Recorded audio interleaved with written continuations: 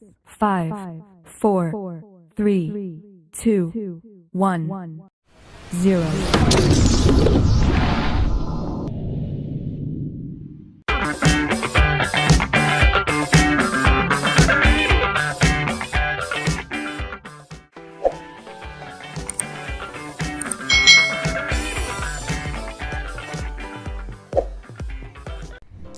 Hai,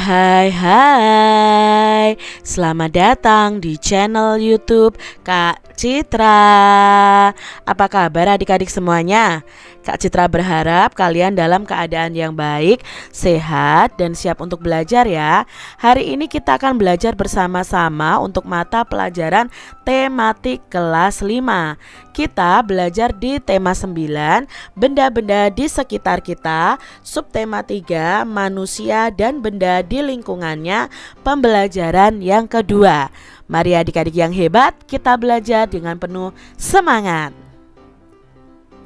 Adik-adik perhatikan gambar Edo berikut ini. Rabu pagi, Edo bersiap berangkat ke sekolah. Edo memakai baju batik yang merupakan seragam identitas sekolahnya. Sebelum berangkat, Edo tidak lupa menyantap sarapan pagi dan minum segelas susu yang telah disiapkan oleh ibunya. Pagi itu Edo berangkat sekolah. Tidak lupa Edo berpamitan dengan ayah dan ibunya. Sesampai di sekolah, Edo belajar mengenai iklan nih adik-adik. Edo dan teman-temannya mengamati sebuah iklan dari selebaran yang dibawa oleh ibu guru. Pada pembahasan tentang iklan sebelumnya, adik-adik telah mengetahui nih tentang pengertian iklan, ciri-ciri iklan, dan bentuk iklan di media cetak. Sekarang kita akan mempelajari tentang unsur-unsur iklan dan ciri-ciri bahasa yang digunakan dalam pembuatan iklan media cetak. Adik-adik coba kalian bentuk satu kelompok yang terdiri dari 5 anak. Kalau kalian ada di rumah, jadi kalian kerjakan sendiri nih ya. Setelah mengamati iklan pada gambar di atas tadi, diskusikan nih bersama kelompok kalian mengenai unsur-unsur iklan. Nah tadi ada iklannya ya, berjudul Payung Lukis, kerajinan khas Tasikmalaya, Jawa Barat. Nah ini gambarnya ya adik-adik ya.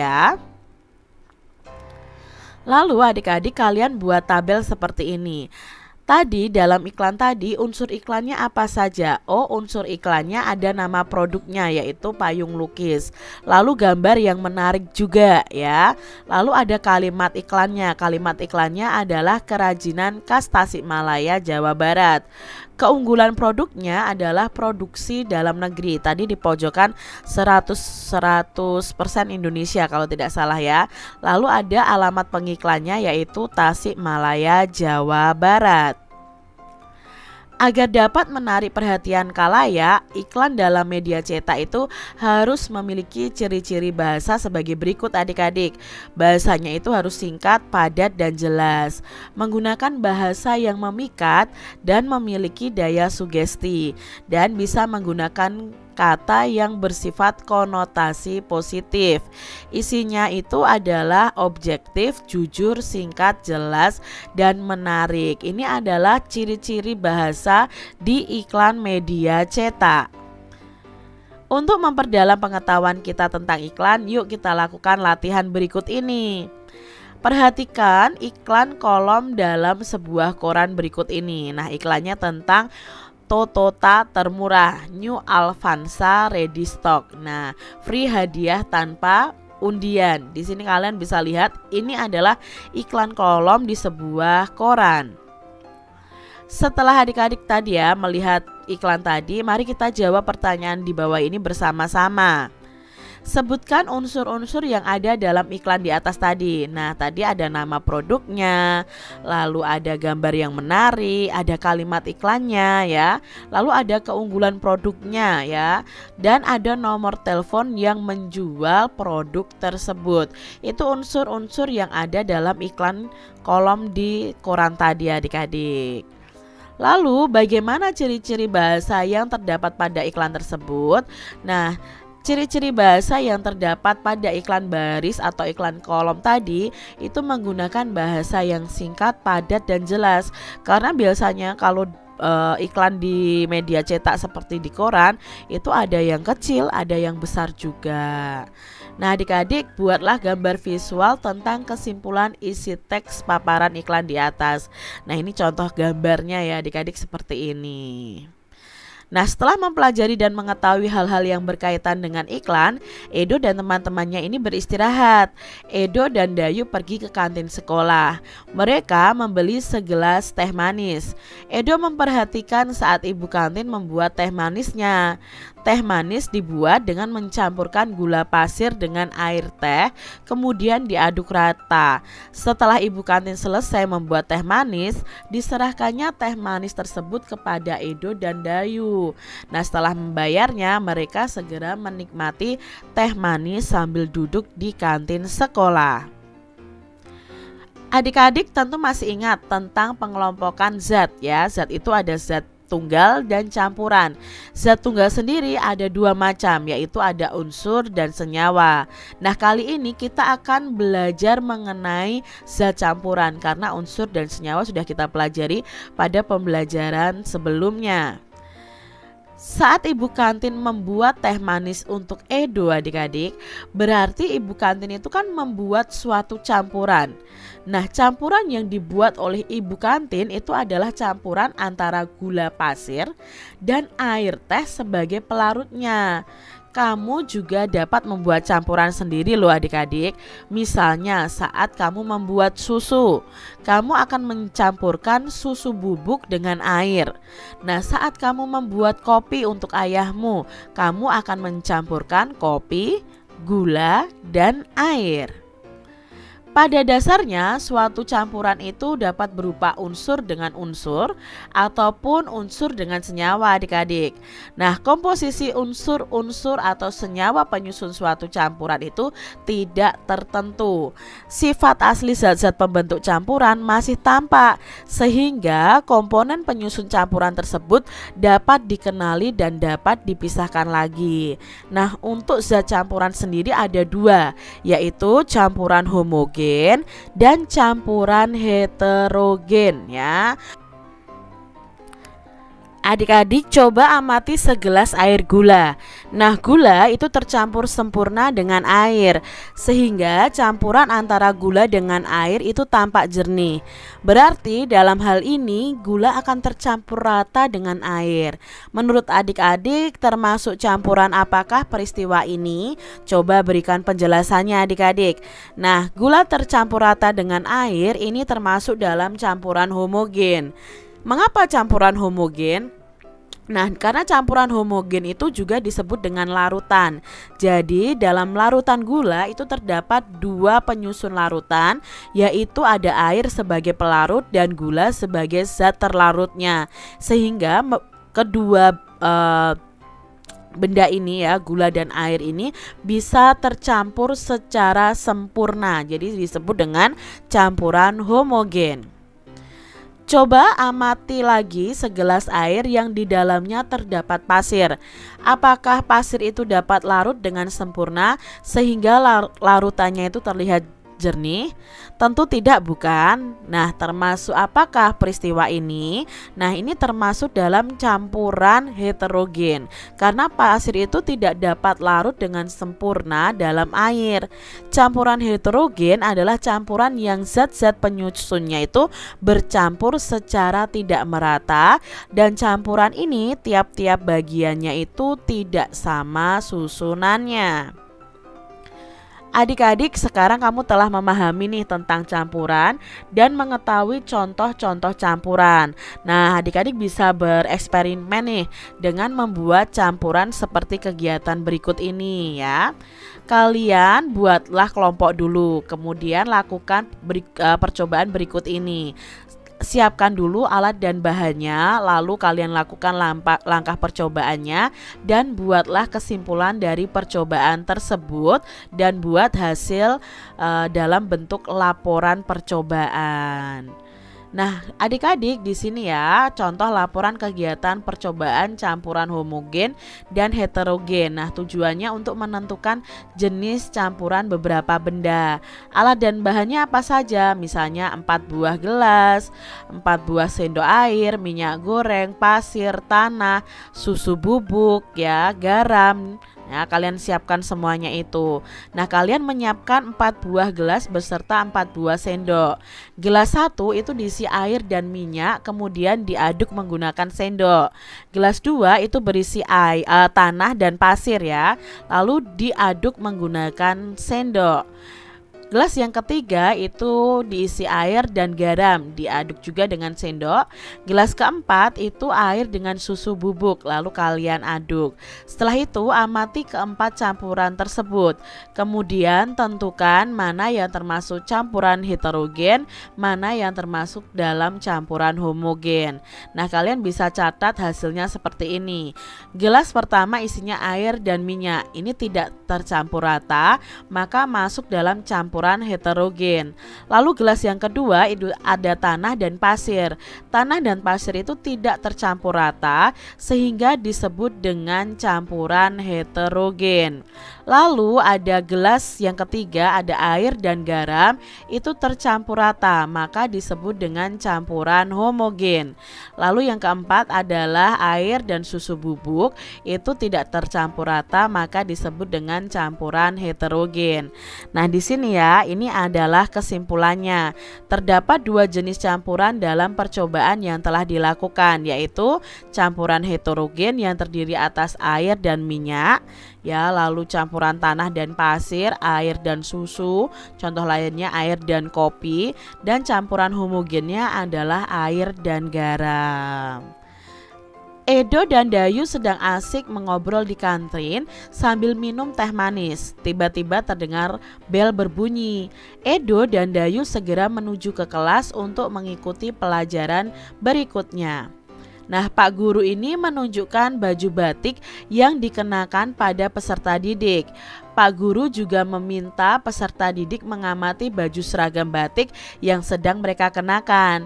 Batik merupakan salah satu hasil karya seni rupa daerah adik-adik. Apakah yang dimaksud dengan seni rupa daerah? Nah, kita akan pelajari lebih lanjut. Ini adalah gambar batik motif awan dari Cirebon adik-adik. Seni rupa daerah adalah cabang seni rupa. Seni rupa daerah memiliki suatu ciri khas dari latar belakang suatu wilayah. Oleh karena itu, seni rupa daerah memiliki perbedaan dengan karya seni daerah lainnya. Nah, karya seni daerah ya dipengaruhi oleh corak seni tradisionalnya. Corak seni tradisional itu terdiri atas seni rupa 2 dimensi dan karya seni rupa 3 dimensi. Nah, ini ada gambar gerabah. Gerabah ini dari Kasongan Yogyakarta ya. Nah, gerabah ini adalah contoh seni rupa 3 dimensi karena memiliki panjang, tinggi, dan lebar dan bisa dilihat dari berbagai sisi. Kalau batik awan dari Cirebon tadi itu termasuk karya seni rupa 2 dimensi. Nah, karya seni rupa 2 dimensi itu bisa berupa karya tekstil, misalnya kain batik, kain tenun, dan kain songket.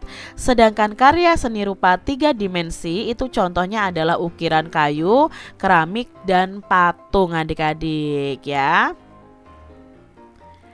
Nah, di daerah kamu tinggal, apa sih karya seni rupa yang ada di daerahmu? Coba kalian jelaskan karya seni rupa tradisional yang ada di daerahmu. Contohnya seperti ini adik-adik. Misalnya di Jawa Tengah itu ada yang terkenal batik Pekalongan. Nah, Pekalongan merupakan salah satu daerah yang terkenal sebagai pusat penghasil batik. Terdapat berbagai motif batik yang dihasilkan di daerah ini. Nah, ciri khas dari motif batik Pekalongan itu didominasi dengan tumbuh-tumbuhan dan hewan. Warna batik Pekalongan ini sangat beragam dan kebanyakan warnanya itu cerah dan mencolok. Nah, secara umum adik-adik, karya seni rupa daerah itu memiliki ciri-ciri sebagai berikut. Yang pertama itu masih bersifat kedaerahan, lalu dipengaruhi oleh budaya dan latar belakang sejarah suatu wilayah. Misalnya karya seni rupa itu akan mengandung simbol-simbol dan bermakna. Lalu seringkali digunakan untuk upacara adat, agama dan sesuai kebutuhan ya atau kebutuhan sehari-hari. Dibuat dari bahan alam yang berasal dari lingkungan. Nah, corak dan motifnya itu dipengaruhi oleh kondisi fisik atau geografi suatu daerah dan dipengaruhi juga oleh corak seni tradisional masyarakat setempat. Fungsi karya seni rupa daerah ini dibedakan menjadi fungsi individual dan fungsi sosial.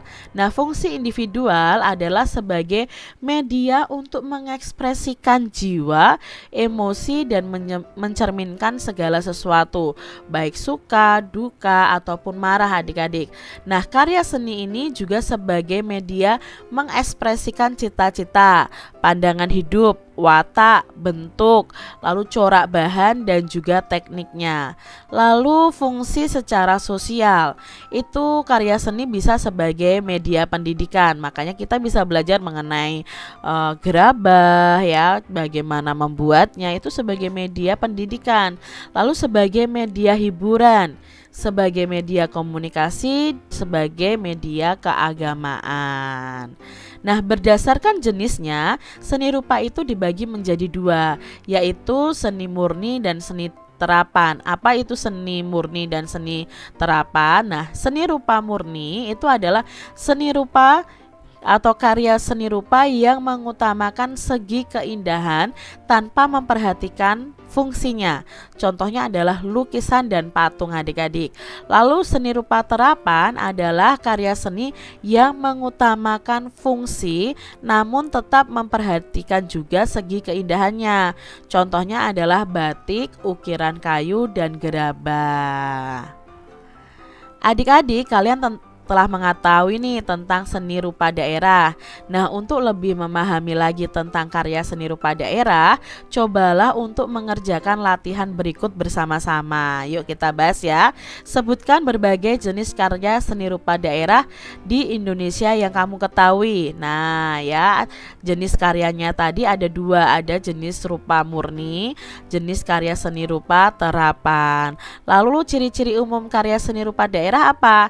Nah ini ya, bersifat kedaerahan, lalu dipengaruhi oleh budaya dan latar belakang sejarah suatu wilayah, dan corak dan motifnya itu dipengaruhi oleh kondisi fisik dari daerah tersebut ya.